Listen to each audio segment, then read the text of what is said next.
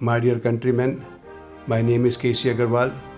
Today I will talk to you about governance of our country. Good governance is like a good mother who works hard for a living and rearing her children. The children also cling to her in affection because they know their mother was doing her best to taking care of them. My present attempt through my book, India in Shambles, Only the Judiciary Can Save Us, is to find that good mother for the people of India. Friends, a nation has only two governing guardians, legislature and executive. Legislators are our elected guardians and are required to make laws to fulfill the objectives of the Constitution in terms of economic freedom, equal status and opportunity, liberty, dignity and fraternity. The executive are selected guardians to implement the laws made by the legislature for creating means and avenues for self-determination of the people, particularly the rural part of the country where about 73% of our people habitate. 64% of them are landless farmers and 34% marginal farmers. They are highly vulnerable class living on plant roots, grass and insects, and many may still commit suicide. Due to this, there is large-scale distress migrations of people from different parts of the country to urban areas in search of living. It is like the medieval era when people would move near green meadows and water in search of living. It has destroyed the semblance of urban areas.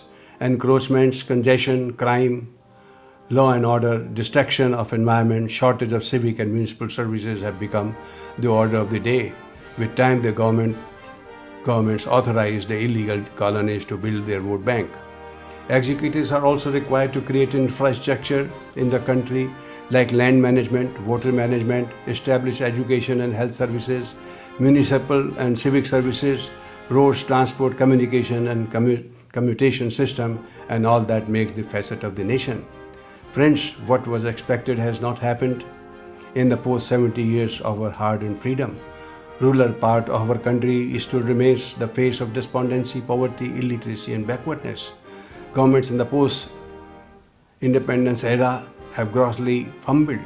They are now obliged to feed at least 65% of people through midday meals for the poor school-going children, Manrega to jobless rural youth, farmers' loan waivers to the poor farmers, food security in terms of food subsidy to poor people, and so on. Similarly, reservations and quotas in education and employment for the weaker sections of society of the nation. All our basic objectives in terms of economic liberty, dignity, equality of status and opportunity and fraternity are grossly defied and abused. The country is now pushed to shambles and people to tatters and rags. Friends, what little glitters is just the surface shine. The real plight of our suffering people is more pathetic and harrowing than meets the eye. It demonstrates that our governing guardians, legislatures and executives are not able to govern the nation efficaciously. Deteriorating law and order, frequent cases of rapes and killings have become regular events and shame the humanity.